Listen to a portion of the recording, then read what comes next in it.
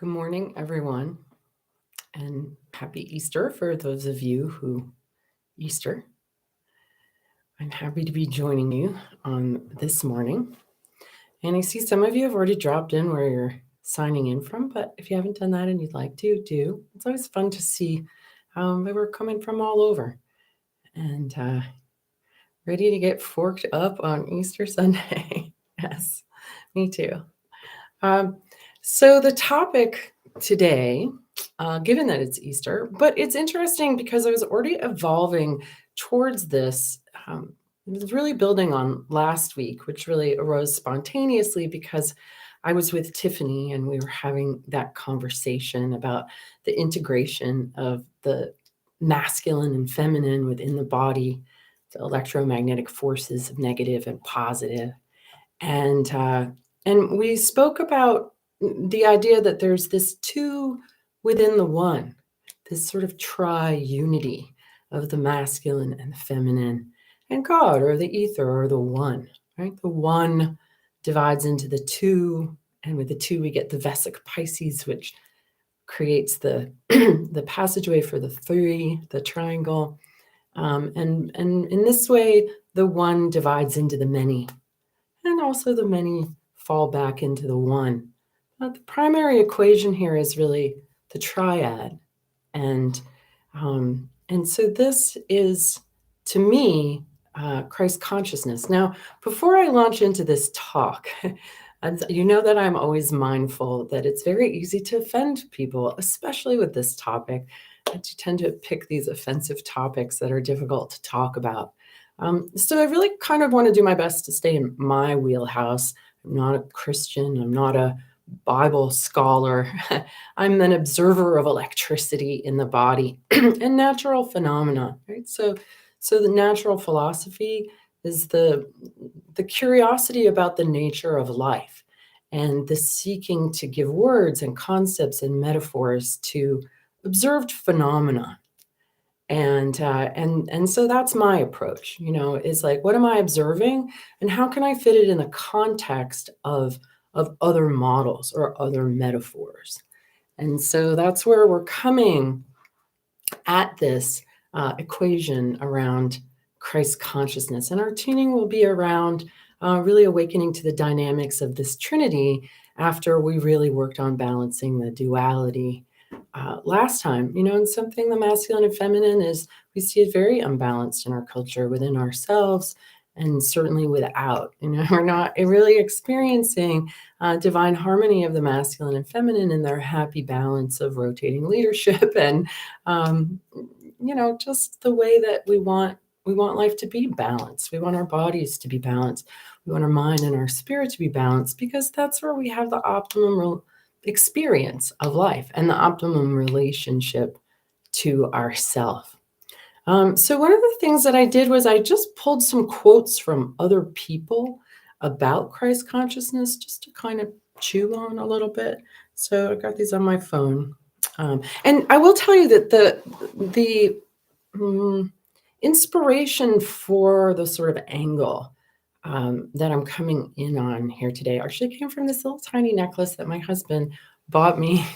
And it's a ruby with little diamonds around it. And when I looked at it and I put it on, I was like, oh, that's like the feminine, right? The Magdalene and the Christ, like the red and the white. And we see this in the barber pole. It's funny. I went online and I looked like, what's the barber pole? And they're like, oh, this is from when barbers did bloodletting, and the red signifies the blood and the white signifies the bandages. Like, I'm so sad that Google got so lame.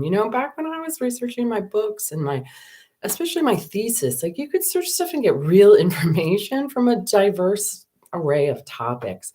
And unfortunately, now Google just brings up like pages and pages of honestly nonsense. It's kind of sad.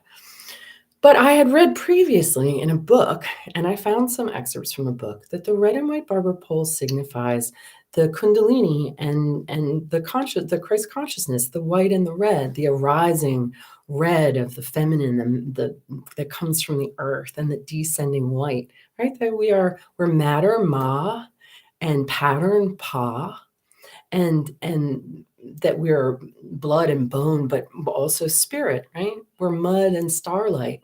And this is the significance of the barber pole, truly, is these spiraling forces of positive and negative, of masculine and feminine within the container, right? Or the Ida and the Pingala around the Shashimna. It's this sort of triangulation.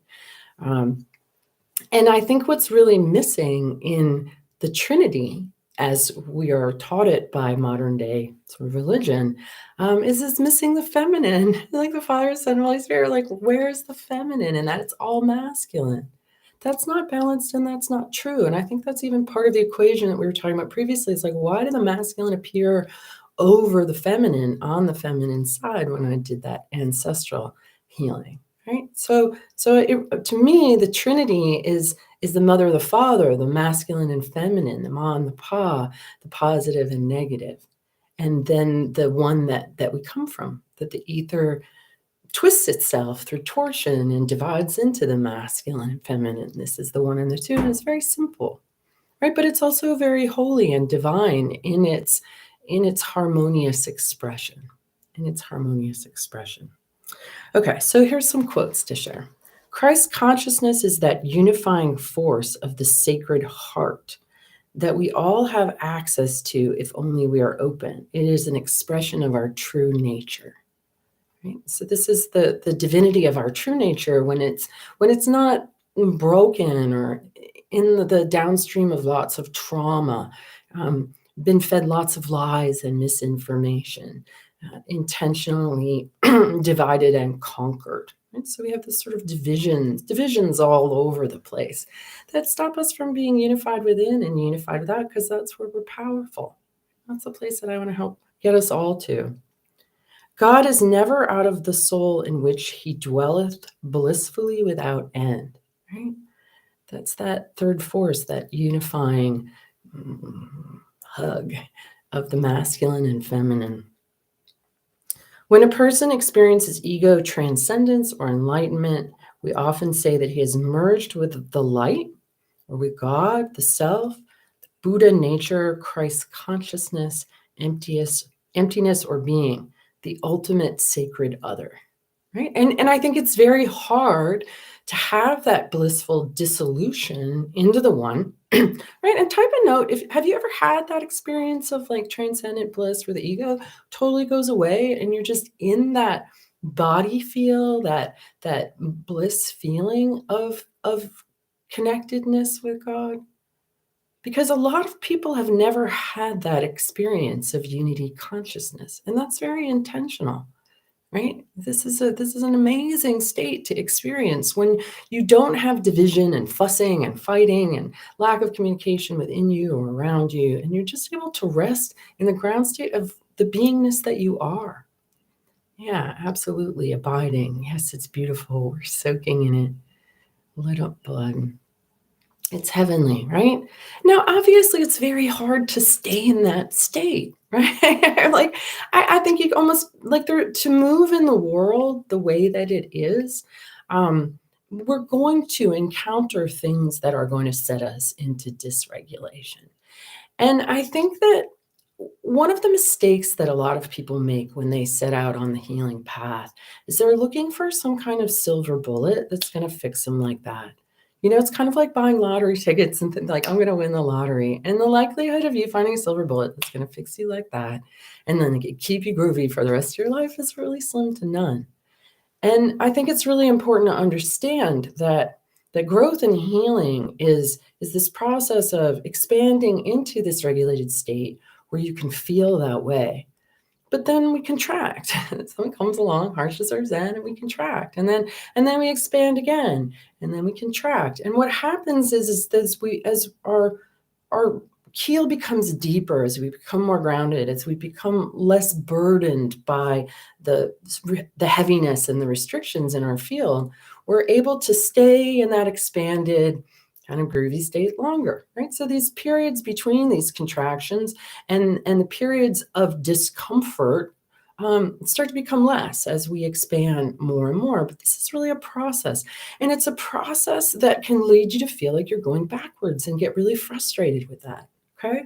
So I just want to get this point across because it's super important. It's okay to go backwards. It's okay to be like, why am I encountering this again? Because you are, because it's life. You're going to handle it differently this time, right? So don't think that you're going to get to some place where you're expanded all the time and life isn't going to push in on you or challenge you. Don't think that you're not going to hit switchbacks where it feels like you're going backwards to go forwards. Don't resist those places. Really, truly understand that the nature of getting to these places of regulation and connection is a process that does this, and that this part is totally okay. A lot of people really make it worse when they judge themselves for the switchbacks, for the contractions. If you can just be like, and not resist it, then it will be easier and easier for you to bring yourself to those places. And even if they're in micro moments where you're sitting in a sunbeam and you're enjoying your morning coffee and the birds are singing and you're like, oh, this is great, and then all of a sudden you get a text and you're like, oh, this is not great, right? You can always find your way back to these places. So it's super important that you can rest in that knowing that that's how growth and expansion and claiming of our ability to rest in this Christ consciousness really comes how it comes. Okay. I'm often dealing with people who get down on themselves because they think that it should happen immediately. And I'm like, guys, this is a freaking mess here. Like, you're doing a big job trying to clean it up. Be patient and be compassionate with yourself and realize what a big job it is that we've undertaken. Okay, I've got a few more quotes. Behold thine immortal self resurrected with Christ in the illuminating light of Christ's consciousness, present in every soul, every flower, every atom. That's the essential underlying illumination of life. The fact that everything comes from the one light, the clear light. The light of Jesus, the light of the world, is the light of our own awareness. And that's Adyashanti that said that. The light of Jesus, the light of the world, is the light of our own awareness. Yeah, that light, right? You are the light that you seek. The light you seek is in you. Everything that you're seeking is not outside of you. It's inside of you. And it's this connection to the feeding of and the expansion of this light that becomes the light that you bring to the world. And this is the story, too, the second coming of Christ, that it is not as an individual who's coming to save us from the outside, but an arising of Christ's consciousness in individuals. And I had a really interesting sort of waking dream this morning. And I was thinking about the powers that be, the divide and conquer, the controllers, whatever. There's definitely a force out there that doesn't like humans and is seeking to restrict us and God knows what else. Make our experience less blissful than it really has the potential to be. And how do we combat that? What does that even look like? And I know from experience that the light overcomes the darkness, and it really does it with ease. The sun comes up, the night goes away. Right? When the light is shining, there is no darkness. And how in us, in every single one of us, is water, and water has connection to itself. Water has memory. And in us is the light, and the one light. And that if we raise, I don't want to say raise the vibration, raise the clarity, the intensity, the harmony, the expansiveness, we push all of that more into the world individually, then we raise that in the collective. And that is like the 100th monkey kind of thing, where there's enough collective consciousness at this particular level of coherence and regulation and harmony and connection, that it will spontaneously touch off the water and the electricity in other humans.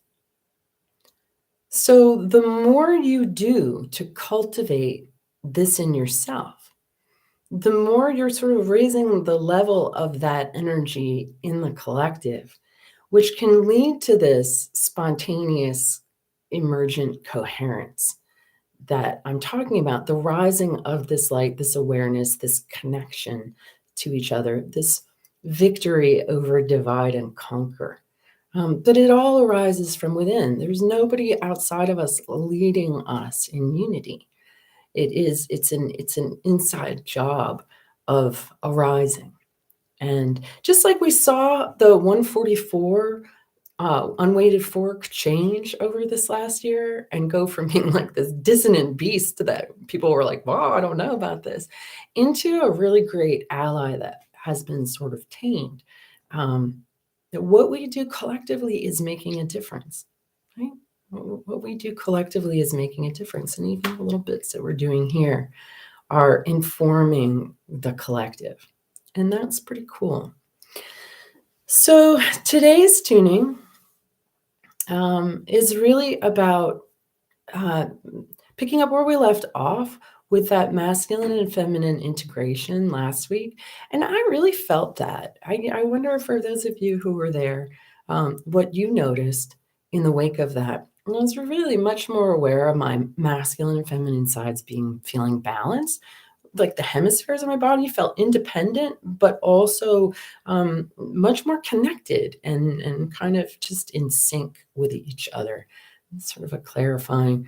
And I've also found that in the work that I've done here with you guys on Sonic Sundays and that I did in that very powerful ancestral shift course, that my boundaries have become much more clear and strong. And that I feel like I'm starting to remember.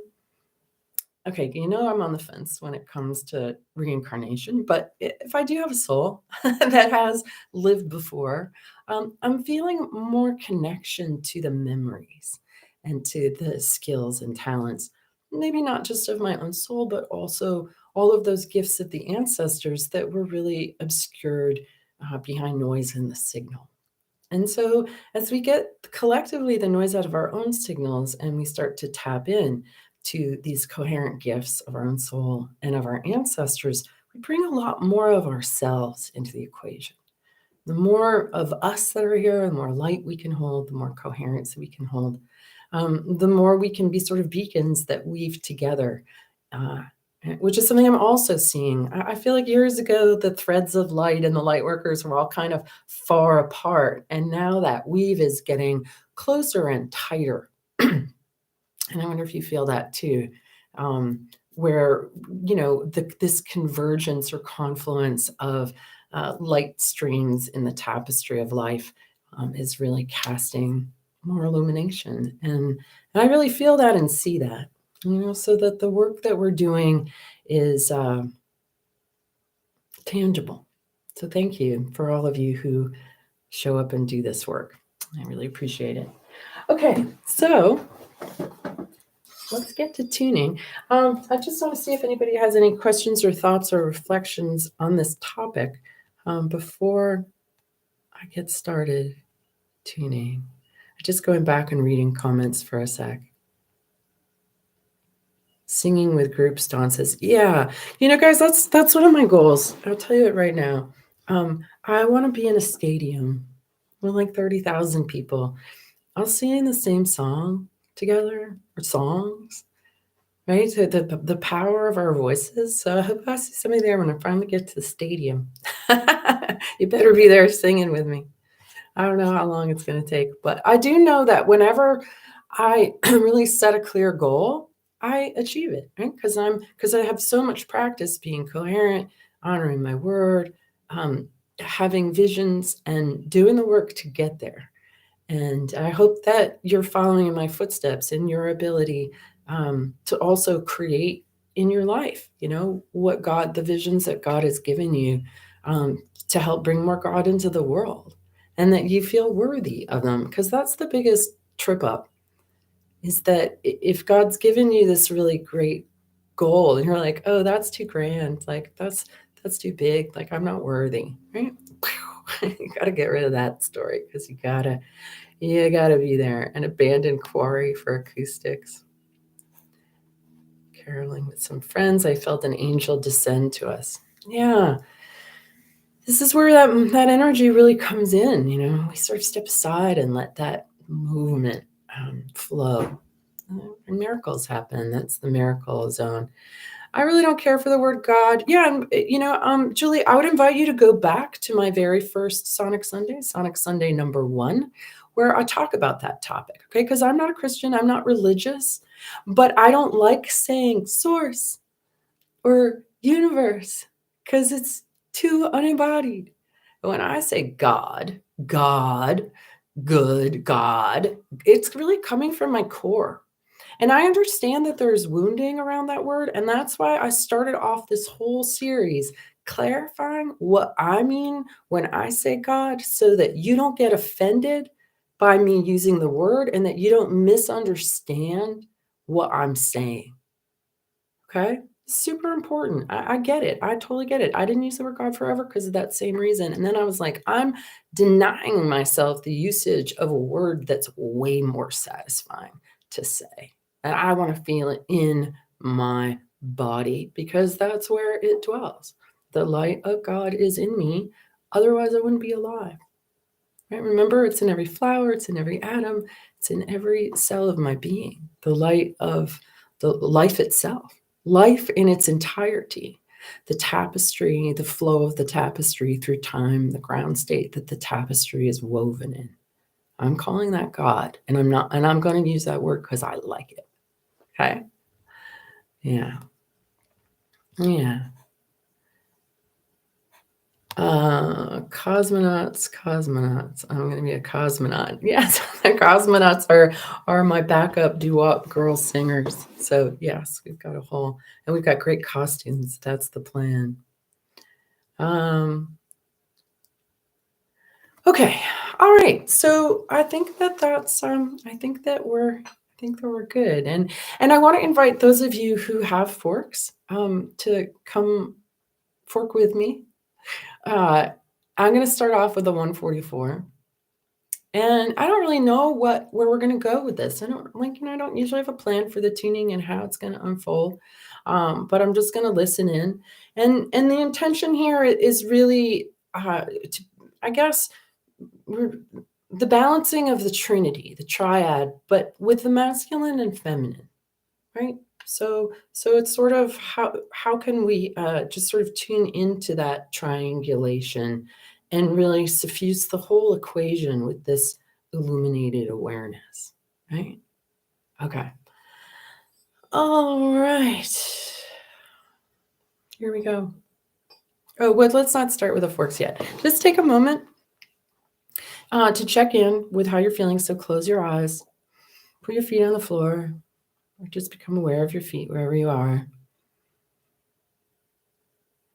And just do an inner scan. How do you feel? What level of comfort or discomfort are you experiencing? What's your breath doing? And then become aware of your sits bones, your butt, in a chair or on a bed. And that immediately, like when we talk about the pelvis, that immediately brings up some for me, right? So I think that there's some discomfort really abiding in the root. The root is how we draw up the negative charge, the feminine, into the body. And if people have had trauma down there, whatever way, in the root and sacral centers, you can be anally retentive, and that can really stop energy from flowing. So maybe we'll address that a little bit, because you really have to have your root wide open and gracefully and gratefully receiving the feminine up from the ground in order for this to all be balanced. So let's really bring some breath down to the pelvic floor. And, just feel into it. Don't try to change it, but just really be aware of what is going on down there. Right? Just be like, hello, pelvic floor. How clenched or relaxed are you? And maybe try to deepen it just a little bit on the next breath or two. As you bring your awareness up into the face, behind the eyes, the jaw, the tongue. And I'm feeling some tightness in the throat too. This is another end of the equation, that if we're not speaking from the center of our being, speaking from our heart, allowing the authenticity of who we are to come through. Now, I said this before, but so many of the people that I work with who have fibromyalgia or chronic fatigue or chronic pain, there's a whole holding yourself back here. Even in this tension in the pelvic floor and the tension in the throat, you're holding your authenticity, your true nature in resistance, in abeyance. That's exhausting and painful. And something that seems like it should be so easy to just be our authentic selves has become sort of oddly difficult in this world. And I think it's just because there's so many lies out there. Like, we're just lied to about everything. Our senses, we can't trust ourselves. We have to go to authority, and there's this whole diminishment of self and consequential strangulation of the allowing of this light of Christ consciousness to come out into the world. Because your authentic self is balanced in that place. Honestly, truly, it is. Okay, so one way to ground while tuning is really simple. It's with the breath. So in the next inhalation, you want to breathe into the belly and then use your imagination and your intention. Exhale down the legs and out the feet into the ground. And feel it and do it a few times and make some noise on that exhale. Really feel that sense of energy moving down your legs and out your feet. Feel it. As we become more and more electrically healthy, we become more and more grounded and yet lighter and lighter at the same time. It's an amazing feeling to have our emotional baggage have been alchemized into light. And this is a whole process that tuning brings you through. And I don't want anyone to think that like this is going to happen instantly. The older you are, the more layers and levels and bad habits of restriction you have, the longer it's going to take. Right? If I like working with young people like 17 to 24, because they're like just a few sessions and they're out of it, right? In a big way.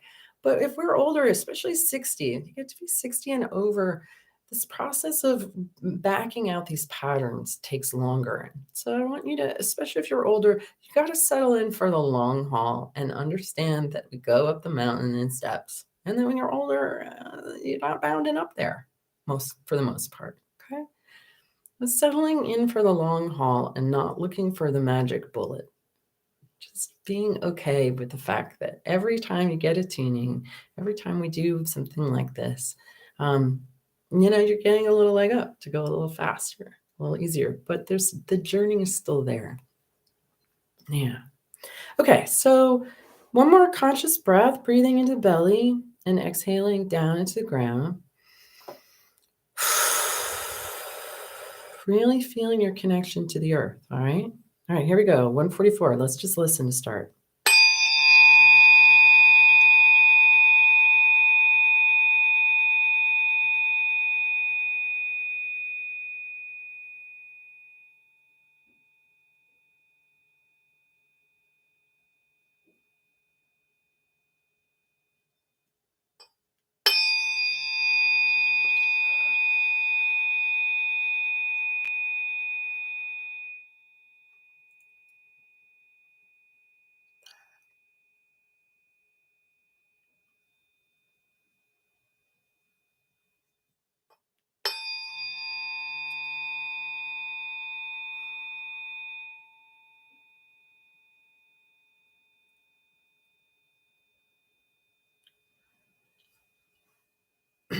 Okay, so what came through with those? A couple of things, images that I got. One, I was recently in a group of people where we were co-creating something, and there was a woman in the group who was very devoutly Christian, and I watched her judgment of things that people said that didn't fall directly in line with her beliefs kind of shut her down. Like there was a closing that happened through the judgment of others that didn't have the same belief. And I remember thinking, I don't think Christ would do that. I think that the character of Christ is kind of digs everybody despite, I mean, unless they're moneylenders, and I don't really blame them for that. Um, but with this sort of, you know, we don't, I just want to, there's so much I could say here, and I don't want to go too far off track, but I just want to invite you to notice when what you believe about something is causing you to shut down and to harden and to harshly judge somebody who doesn't believe the same thing. Because the true nature of this Trinity is expansive, it's open, it's loving. It doesn't care what you think or believe. It's just resting in its own truth. It's not judging.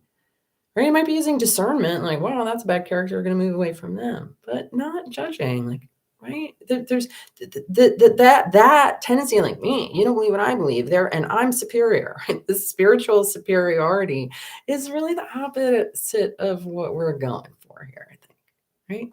So there was that feeling, like this judgment of others, but then there was also like you can't be in that judgy place where you're judging others, where you're not putting that judgment on yourself too, right? You're running that vibe of judgment through your body, which has a shutting down effect.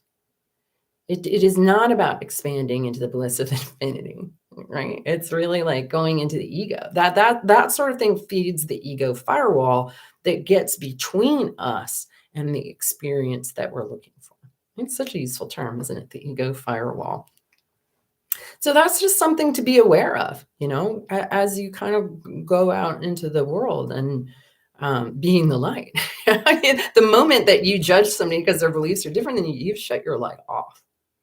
And I don't think that that's where we're aiming for. Yeah, it doesn't allow healing. Yeah. Good. And then same with self. Like when you're judging yourself, that doesn't allow healing.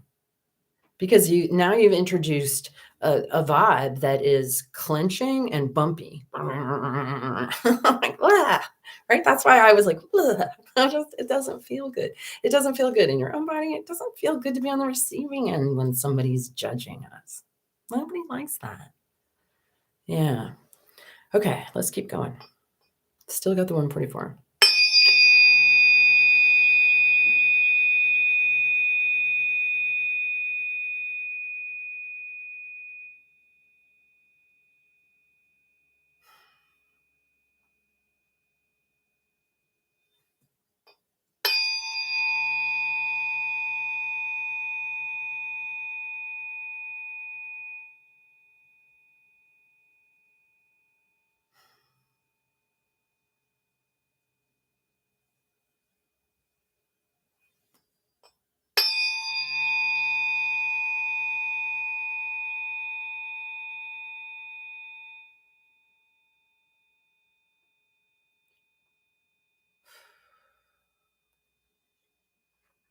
Okay, these few are really kind of just expressing fear and anxiety. And fear and anxiety are another ingredient in the ego firewall. Because basically, what it does when we're afraid or we're feeling anxious, which our culture is doing to us deliberately, it's not your fault, is that it makes your biofield jump around. It makes your muscles get tense. Right? Are you dwelling in truth and infinite expansion of light when your field is all jumping around and constricted? No, right? And very often this is, it's related to safety, it's related to worthiness. Yeah.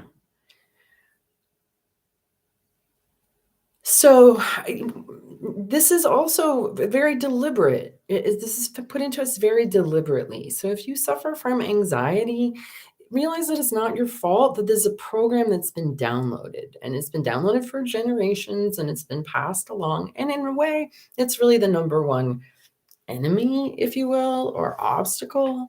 A Course in Miracles breaks it down very simply and says, the only love is real.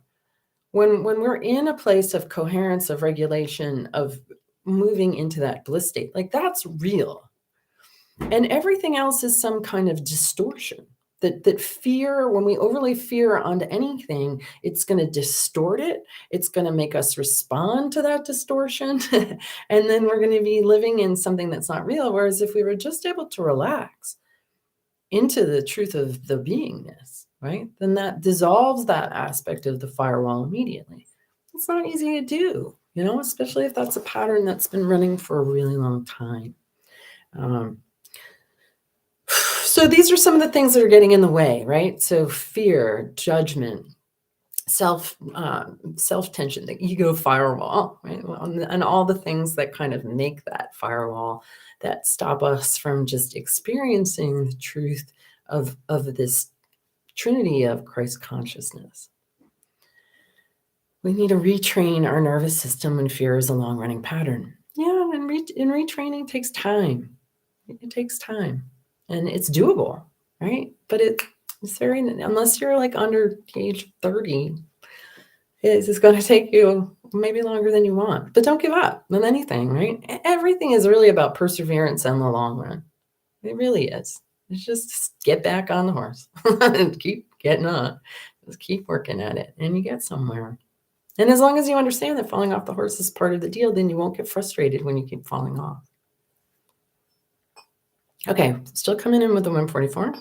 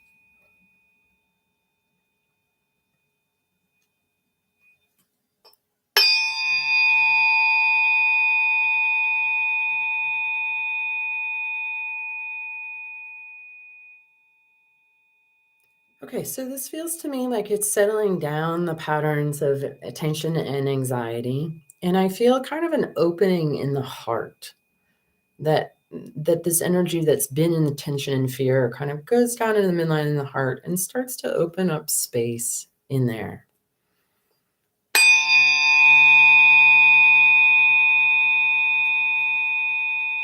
Right, and as that space opens, the breath can go there.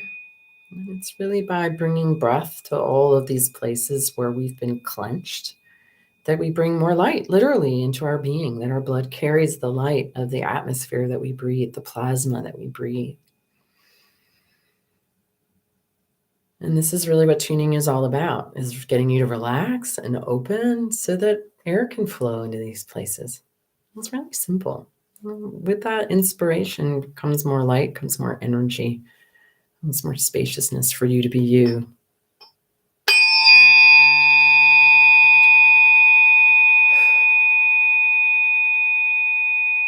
Maybe a little wiggle or move or stretch or yawn wants to come up and in. And what's really interesting here as this starts to kind of come through is that there's a playful aspect to it.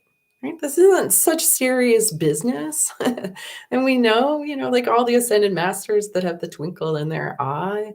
I've often felt like humor is the highest form of human intelligence, and certainly something that I've seen with my students back in the day when I used to take them through level 1 and level all the way to level 4, that very often in these level 4 classes, which are now AM1s, we would just sit around and giggle a whole lot, just sort of bathed in this light and just being giggly and silly. That as people become more free, they become more playful. So let's not take this very seriously, because this energy it's light and it's playful.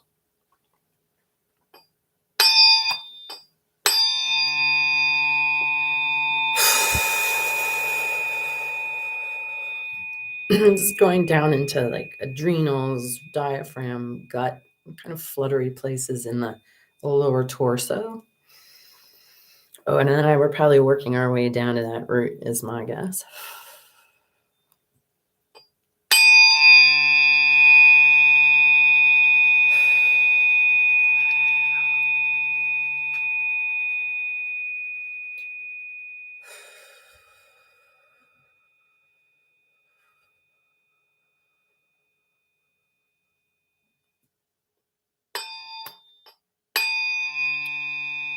Yeah. So we're kind of at the sort of top layer, just above the first and second chakras. And there's a place here that's really like, oh, I can't go there kind of feeling, right? Rightly so, because many people are disassociated from this part of their bodies.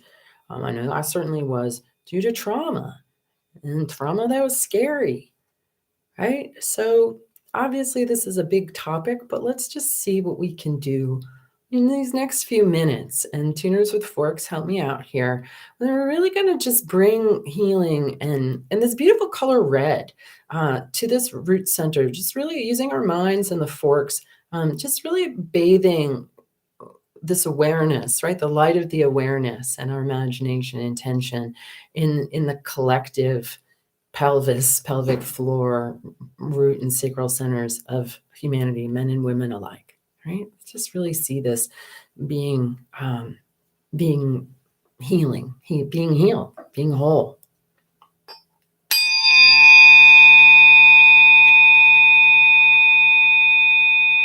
And everybody breathe really powerfully into this part of your body.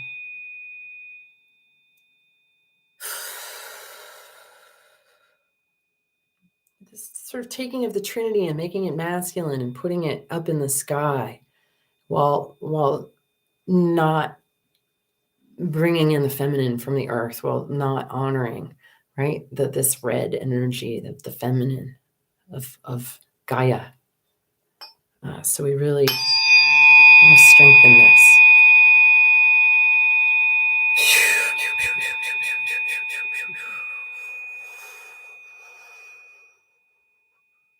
Right? And somebody's imagining putting a heart in there. So I'm seeing that, whoever's doing that, or maybe there's more than one. Yeah, this love. Love is down here too.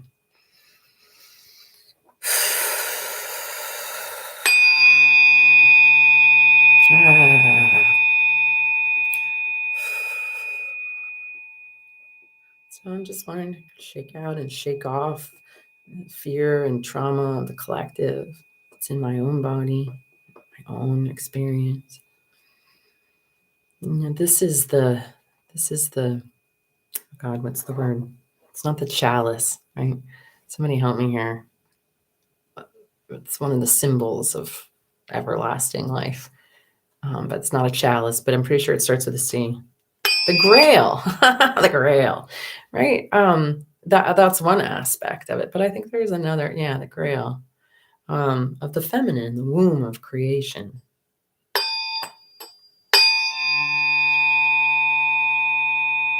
Yeah, and how, the feminine, Mary Magdalene is sort of take her own humanity, her own ability to like be a woman at birth. And instead we get the two Marys, and one's a virgin and one's a whore.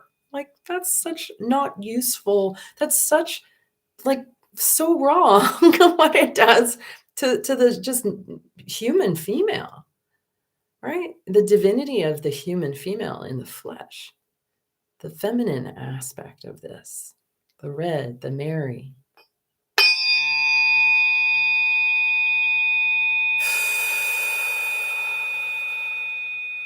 Whoa, my goodness, right? There's a lot of charge in here. So really keep remembering that as you breathe into the belly, you're going to exhale down into the ground, so that all of this sort of static stuff on the top grounds itself. Maybe even comes back up as whole and nourishing.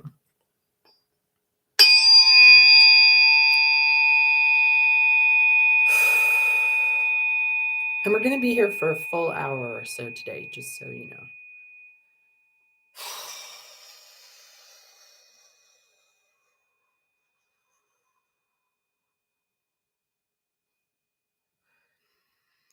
Keep breathing those big breaths into the pelvis, sort of smoothing breaths, and exhaling down into the ground.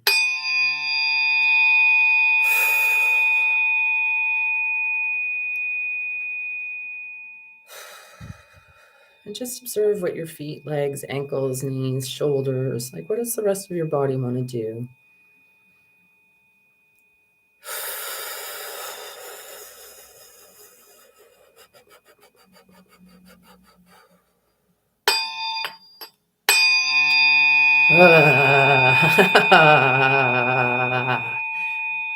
So this is almost calling for like ecstatic dance, like the energy that's in here, the sort of kundalini rising, if you will, wants to move and express and be kind of serpentine and like, like be a temple goddess or whatever. There was a lot of movement in here as that freeze relaxes into flow. It dances, it's dancing.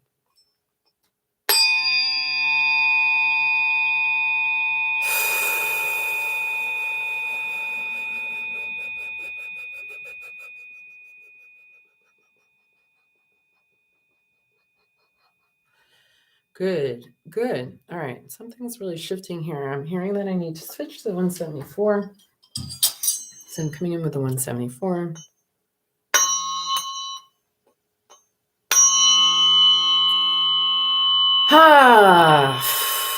Good. Okay, so that's feeling smoother. And what I'm feeling, what we want to do is actually get below the feet and really stimulate that ascending current, right? So we're really going to go into that flow of the red, of the feminine, of the earth, and just let that really nourish and energize these lower centers and spiral up through.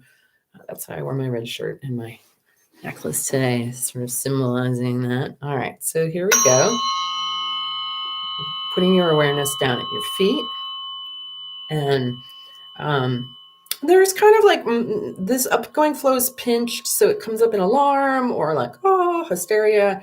So we're just going to really relax and open that. So it comes up as juiciness, okay? Juiciness.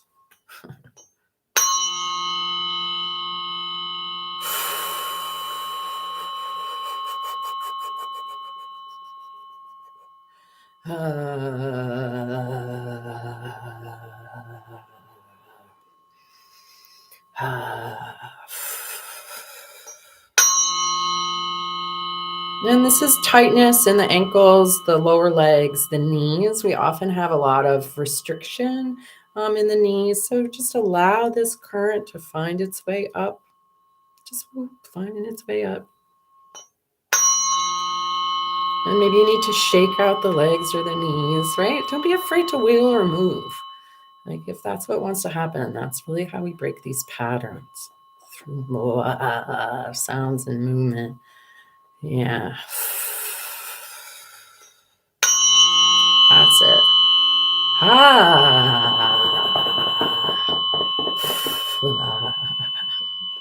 Yeah, good.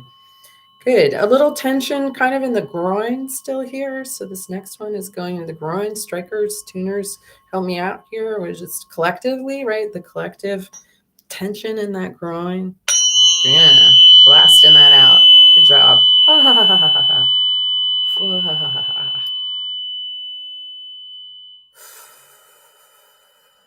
Good.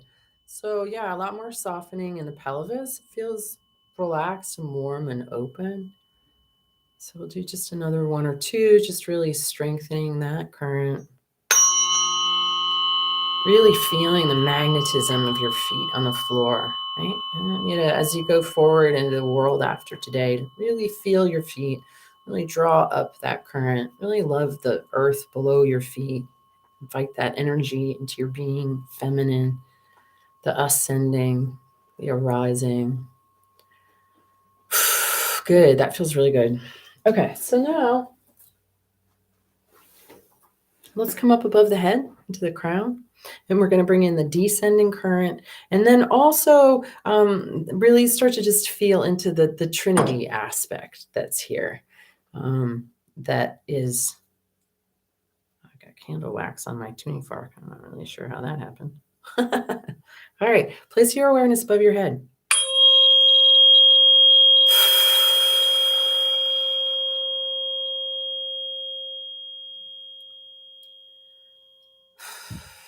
And this one is coming in much more easily. Like this is just sort of gently coming in almost like a waterfall of light and feeling it spiraling around that the ascending current, right? And if you've ever seen snakes mating, I was like, wow, that looks really cool. Like snake sex is cool. And there's a whole lot of swirly contact going on in there. So that's kind of what this is, right? This union of the masculine and feminine is like spiraling sensually around each other, right? Love. It's like wants to be cozy and getting close, right? We'll feel that energy of connectivity.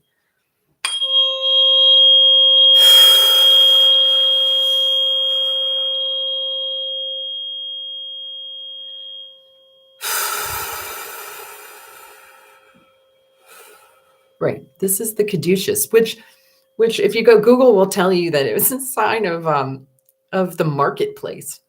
Like the caduceus is a sign of the marketplace? Really? Like it's masculine and feminine. And the staff, right, is the neutral, what it goes around, the spine. The one, the two, that gives birth to the two. All right, so a little bit of tension, and we're hitting in the neck and the back of the heart here. So there's some resistance to, like this is the positive flow. So we could call it the paternal or the masculine. That there's like a kind of defense against that through our own firewall, non-beneficial encounters with that energy. So let's just allow this to come into wherever it's tight.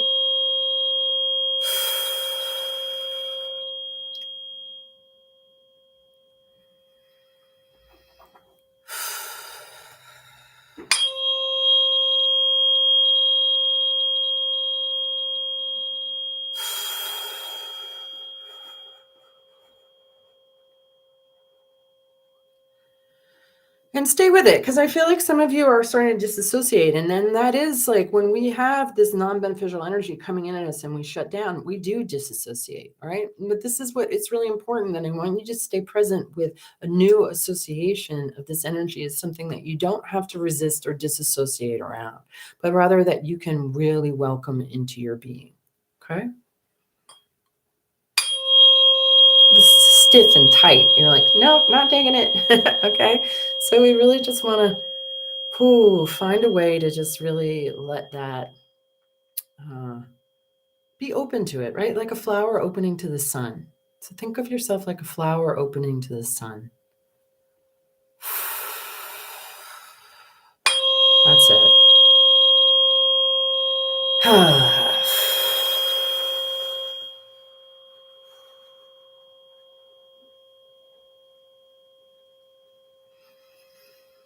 All right, and now it's really kind of flooding down into the rest of the body. So these next few strikes, like imagine that every single cell in your body is lighting up with this white light, but also maybe stick a little red heart in it too.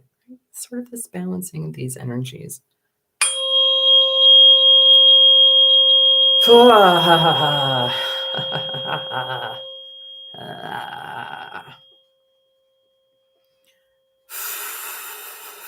Yeah, I'm going to use the 144 here just because there is such a strong inclination to shut down here. I feel like I need to blast you out a bit before. Right? And maybe for those of you who were kind of disassociating or going out of your body or drifting away, like, what do you need to do? Do you need to like make some sound? Do you need to shake? Like, what do you need to do to help to break out that pattern of this? You know, is you're not going to get to bliss if that's where you go when you start tuning into the descending current. All right, it's really important that we find a way to open to that. Right?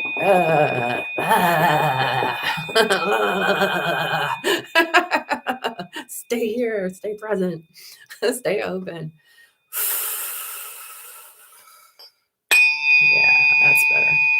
Okay. Thank you. Good. You feel how you're more back, that you're more in your body, that you're more like alert and present. For those of you who are drifting, maybe not everybody was. But. Okay, so the time is going. And I want to finish this up. So let's just see what happens when we come back in with the 528. All right, so we're tuning into the descending current, the white, the ascending current, the red, and the unity that is created, right? The sheath of unity, the oneness, the vessel that this takes place in, the light of consciousness that spawns this duality and also contains it.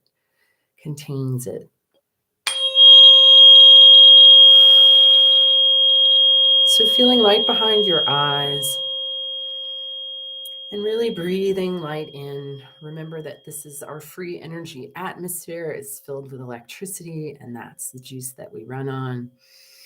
And sending that down to the heart, where the heart blends the red blood with the light of the atmosphere. And really feeling that. Right, this is blended in the heart. And then the root and the sacral area and the pure red of bringing that energy in. And just feeling how the third eye, the crown, bringing in the white, the root of the red, and then the blending in the heart of those two, right? The path of heart, of being human, but also being divine and balanced in our masculine and feminine expressions.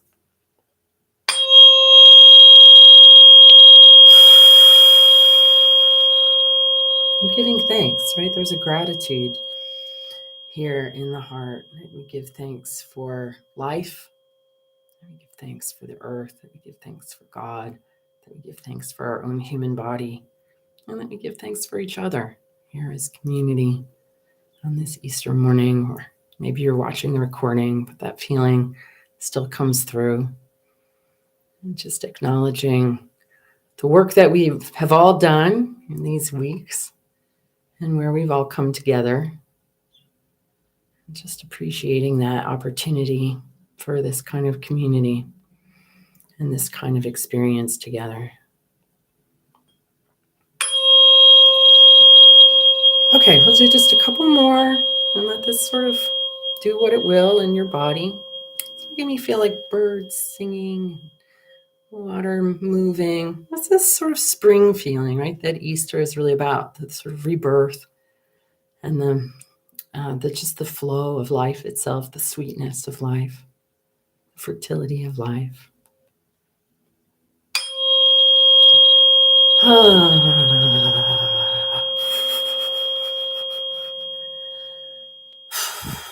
The experience of twitterpation in the spring and the aliveness, right? Just being, that playfulness.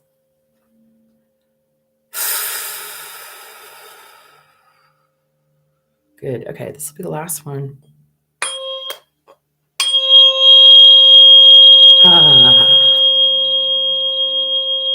Just really trace again the light in the eyes, the light in the heart, the light in the womb. Even if you're male, just that pelvic floor, the connection down through your feet, drawing that energy up through the feet, drawing it down through the head, and feeling the hug of the one, the union of the two. Okay, one last big breath into the belly, and then exhale down to ground. Good. Yay. All right, well, drop a note about how you feel and what you noticed.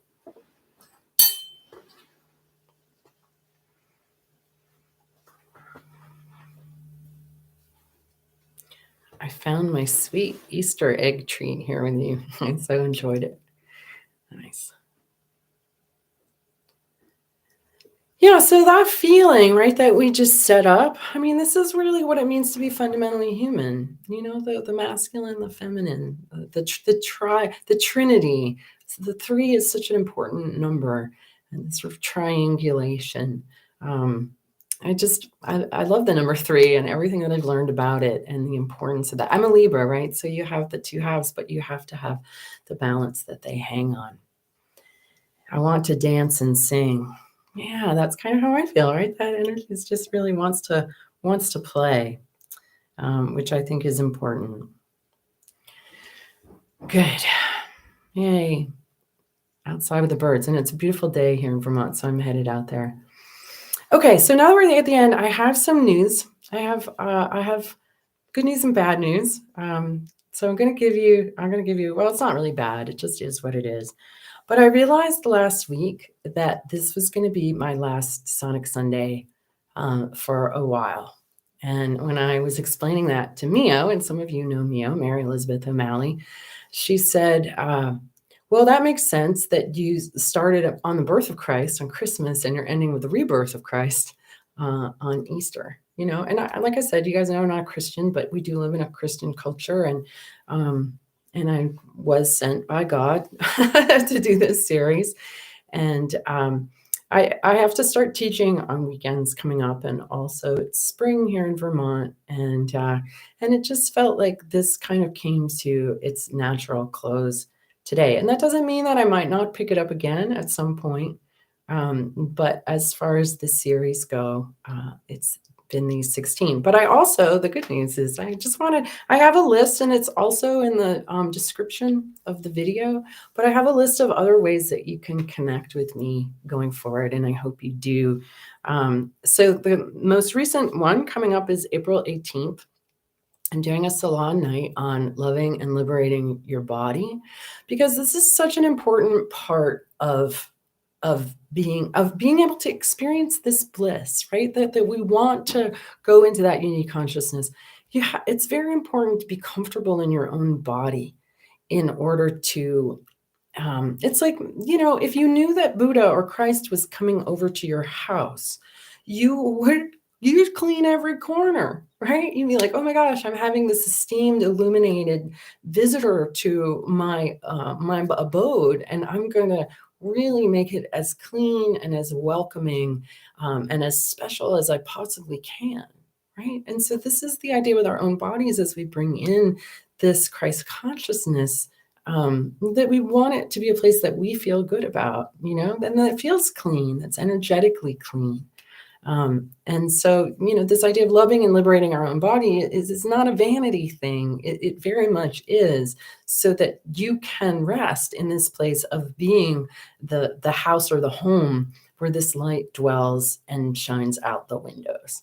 And I think that this has certainly been my journey to go from a place of being broken and full of self-loathing and working against myself, and listening to what was out there and how it really distorted things. So that is coming up. There's a link there that's from 5 to 7 p.m. I'm also doing a 5-week class called Get Electrically Healthy with Eileen. And I'm really excited about this. I'm going to go through all the tenets of electric health. Like, how did I learn to get healthy, to get full of light? It wasn't through anything that anybody told me. It's through my own coming to understand our body's electrical system and how key this is. So these will be 90-minute classes with half-hour Q&A. There'll be tuning. I'm doing my thing. It's coaching, it's education, and tuning. And we'll be tuning through the things that stop us from being electrically healthy. There's going to be that. We don't have that link yet, but that's just $222. We made it really accessible for people. I'm really excited to spend 5 weeks with you on this topic. It's really a good distillation of all my research, all my work, and a way to help you, move through your intention to get healthy. Just giving you a leg up on every level. We'll really work with all aspects of health in that course. I've got some in-person events that I really would love to see some of you at. There's a Shift Sound Healing Retreat in Loveland, Colorado, June 14th through 18th. I'm doing Sing the Body Electric Live. So those of you who are drawn to voicing and really want to get more free with your voice, very excited to do that program. Kripalu is fun to go to. I'm also going to be at Omega Institute July 28th through 30th, and that's in Rhinebeck, New York, and that's kind of like a sound healing smorgasbord. So if you're interested in sound healing, you want a little bit of everything, and you just want to hang out in community, having a sort of fun weekend retreat bathed in sound, that's going on.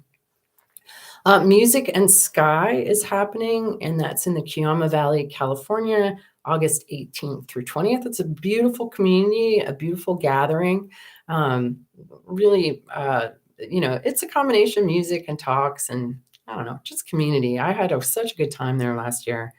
And then my most one that I'm actually the most excited about is an event called Confluence that I'm going to be doing at a place called Sovereignty Ranch, which is a regenerative agriculture ranch outside of San Antonio, Texas. That's October 13th through 15th. And that's my 55th birthday. And there's an eclipse, and that the ranch is right in the path of the full eclipse. And I'm going to be there with my fellow truth lovers, Dr. Tom Cowan, Dr. Andy Kaufman, Alex Zeck, Kelly Brogan, and others. And I think that that's going to be a very, very special event. And I'm really looking forward to that. We don't have the link for that yet, but I'll let you know as soon as I do about that. So lots of opportunities to connect virtually, to connect in person. I'll still drop in every once in a while on YouTube for sure to share stuff. But I won't be back here next Sunday. So you can always go through the series again. I think that we always get a lot out of things when we repeat them, especially if you've done all 16, you've gained insight and knowledge and freedom along the way. And so when you go back, you have kind of a different experience the second time around. Maybe things can go deeper. So, that sounds magical. All my favorite thought leaders. Yeah. So that's the thing, is that we're actually part of a think tank. Then we've been meeting regularly, the Confluence people, because we like each other. We like everybody's sort of big open mind in that group. So if you get a big open mind and you like the deep questions, Confluence is definitely. And I just want to invite you, to believe that if you want to get to any of these things virtually, or to not let money get in the way. Right? To not let being like, oh, I can't afford that. When you decide you want to do something, you make it happen. And I think that the freedom that I've helped to foster in you in these last 16 weeks, just go for it. Whatever it is, just make it happen and you'll do it. And we'll all be happy that you did. Sing the Body Electric will not be available via Zoom until the fall. We're going to do a fall one, and I'll share dates about that later, a virtual one. So the 5 weeks will be on the Biofield website very soon. Next week, that we'll have that link for the Get Electrically Healthy class. And I'll make sure, I'll even add it here. So, all right, everybody. Well, it's 11:07. This has been a long Easter gathering. Thank you so much for keeping me company on this journey. Thank you for your own dedication to your own healing, your own part of the karmic cleanup crew. I love you all very much, and I can't wait to see you next time at whatever event we're having happen. All right, everybody. Stay well.